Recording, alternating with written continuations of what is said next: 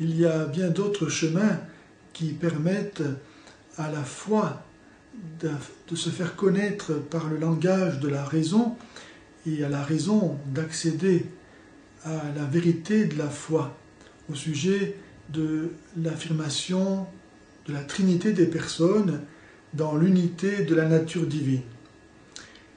Ainsi, par exemple, en partant du monde tel qu'il est, nous pouvons constater qu'il y a dans celui-ci un ordre, un programme, une raison, des lois qui fait que ce monde est intelligible. Et c'est l'objet de la science de découvrir ces lois afin de pouvoir les utiliser et maîtriser le monde de la matière.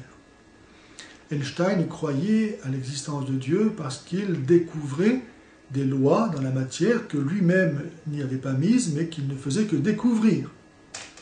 Et parce qu'il y a donc dans la création une loi, un ordre, une raison, un langage ou un verbe, nous pouvons penser qu'en Dieu, il y a aussi une raison, un logos, un verbe, une pensée.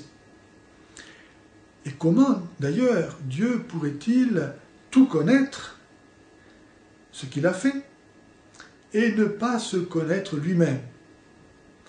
Il y a en Dieu Dieu et la pensée que Dieu a de lui-même. Dieu se connaît nécessairement lui-même, sans quoi il ne serait pas parfait, puisqu'il y aurait quelque chose qu'il ne connaîtrait pas. Et en plus, ça serait lui-même. Donc il y a en Dieu Dieu et la connaissance de Dieu. Cette connaissance de Dieu, pour être la connaissance de Dieu, doit être elle-même Dieu. Car Dieu seul peut dire, peut exprimer qui est Dieu.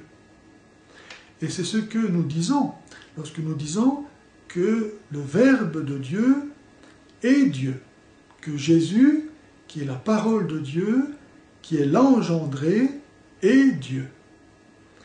Lorsque mon intelligence produit une pensée, celle-ci n'abolit pas, n'infirme pas l'affirmation de l'unicité de l'intelligence avec elle-même. Mais au contraire, elle la confirme.